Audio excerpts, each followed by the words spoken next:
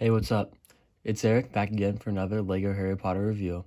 This is set 75947 and it's Hagrid's Hut, Buckbeak's Rescue.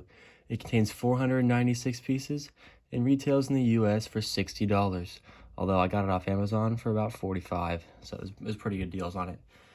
This set is mainly around the first three more books, because there's a couple sets that go with it, with Aragog's there's Aragog's Lair, and there's also the Expecto Patronum sets, both of which I've already reviewed on my channel, and they can pop up right here.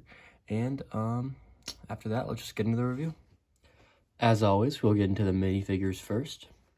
We'll first start off with the Executioner, as he's labeled on the box, but we also know him as Macnair, one of Voldemort's Death Eaters. He has a nice, I guess, brick built. I don't know what to call this, but it's whatever he uses to kill Buckbeak and hit the pumpkin, or, yeah, he doesn't end up killing Buckbeak, of course. But it's kind of nice. I like how it's kind of accurate to the movie, how they have this big, long shaft. What is this called? I'm blanking right now, but someone tell me what it's called. Anyways, he has, if we take this away, he has a nice looking head with kind of like a hood already on it. Even the back part kind of has a hood with a couple stitches and so. And then the hood just goes right on top like that. His printing on the front is pretty nice. Kind of like a patchy kind of outfit, whatever. No sleeves, and then on the back, he's got a little bit more of that printing. Next up is Cornelius Fudge, the Minister of Magic. He has, of course, his green tie and his bowler hat. And honestly, that's about it. He's just kind of wearing a suit. He doesn't come with a wand or anything. His hat's nice, and there's no back face or anything. And then, of course, there's a little bit of wrinkles in the back, but that's really it for he's got a suit, and that's about it for him. Next up is Harry, prototypical Harry. Comes in the same form, same pants, same jacket and everything as the Expecto Patronum set. He comes with a wand, blue jacket, khaki pants. His hair parts were his scars, as usual. Not much printing on the back. And then he does come with an alternate face, him looking mad, determined, whatever you want to put there. And then here, this side, he's looking a little happier, smiling. Next up is Ron Weasley. He's got his red sweater on and some gray pants. And it's just kind of his earlier, younger form, I guess, with his hair. And he comes with one face in the front, and of course some wrinkles in the back, and then a mad-looking, sad-looking face in the back. And that's about it for Ron. This right here is a minifigure I've been looking to get for a while. As I didn't really get in the older Harry Potter sets, but this is Hermione with the Time Turner. As you can see, she got the Time Turner on the front of her chest, which comes in like a hoodie kind of thing with a zipper, which is kind of what she was wearing in the movie. Her hair is very bushy, and I like that. It's more book realistic than the movie was, but I still appreciate that. She's got a couple freckles and stuff on her face. There's a better look at her. She's got blue jeans on too. If you go to the back, kind of has a mean face and then some back printing. That's about it for Hermione.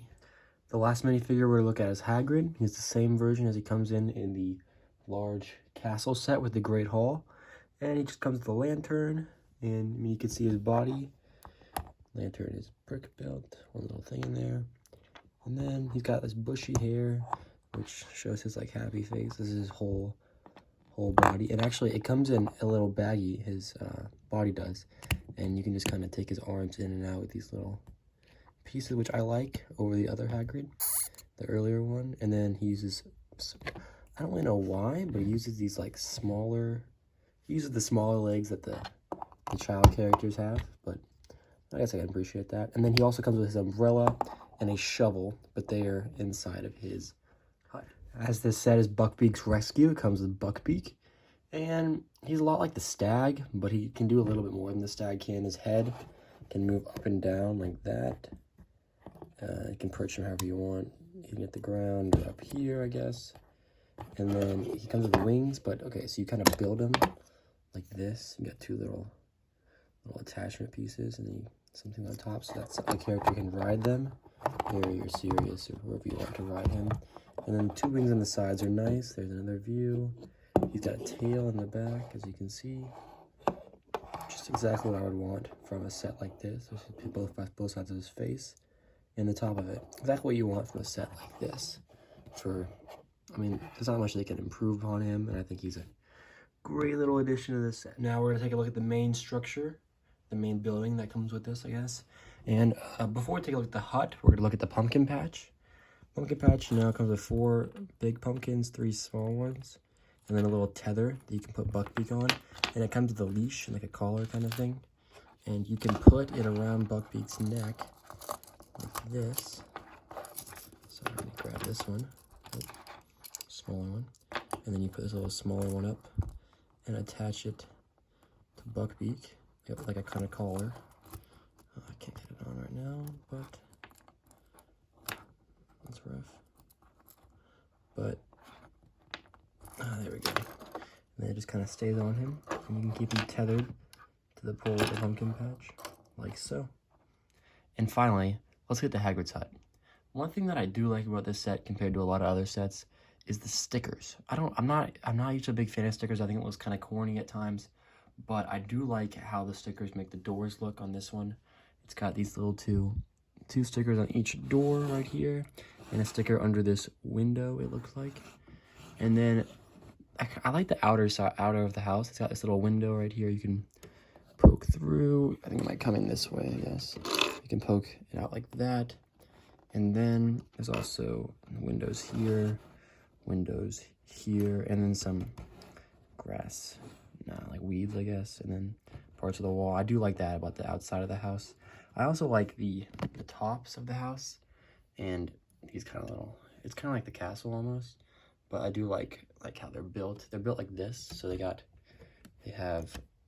of like the Star Wars Millennium Falcon, or the older ones at least, where they had, I can't get it up, where they have these little sides right here, and they can all come up like this. They're attached up by this piece right here that they use for droidicas a lot in Star Wars, and it's kind of the same over here. It's got this thing. Another feature is this chimney, and when you press on the chimney, something happens. I'll show you when we get inside of the house. Turning around, we'll put this back up. The house has a lot of cool features. It's a lot packed into one.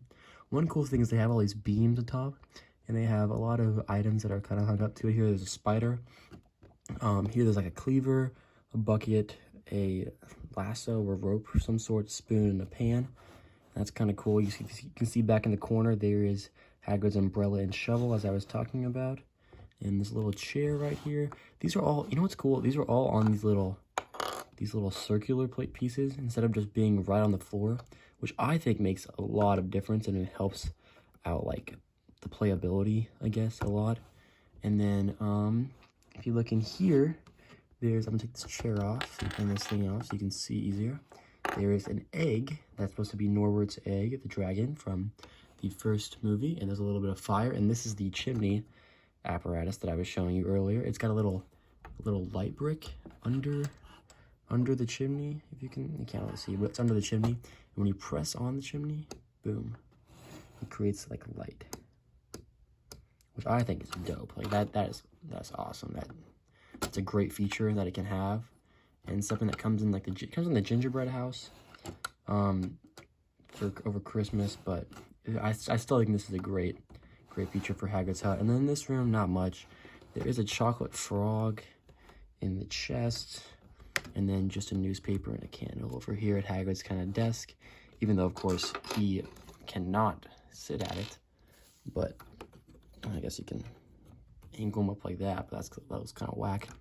And anyways, that's kind of it for the interior and the exterior of Hagrid's hut. Oh, another feature there is though, you can take this apart like so. You can't really make it go together like Hagrid's hut can. And a lot of them, it doesn't really work like that, but it's meant to more just be attached. But I think the look of it, I think it has a great look. Also, overall, I think Hagrid's hut is it's a well-designed set.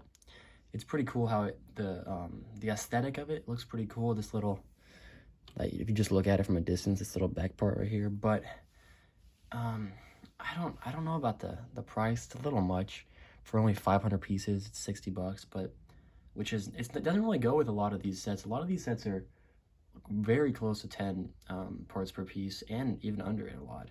So this is one of the pricier ones, which I'm not a big fan of, but it does come with cool characters like Buckbeak and 6 great minifigures. I think Cornelius Fudge is a great add to this. The Executioner's alright, and then the rest of the 3 we get him. The rest of the 4, I guess, if you count Hagrid. We get in other sets. Oh, this is the cheapest way to get Hagrid in his thing. I might be wrong on that. It might be the Beauxbaton's carriage, but I thought Hagrid was wearing something else. Maybe not. But I still think it's solid on minifigures, but it doesn't bring that much to the table for it being a little expensive. Although I do like the inclusion of the light brick and how that works. That works out very well. But overall, if you can get this for if you get really under $60, but around the $50 price range, I think it'd be a great deal, and you should definitely pick this one up.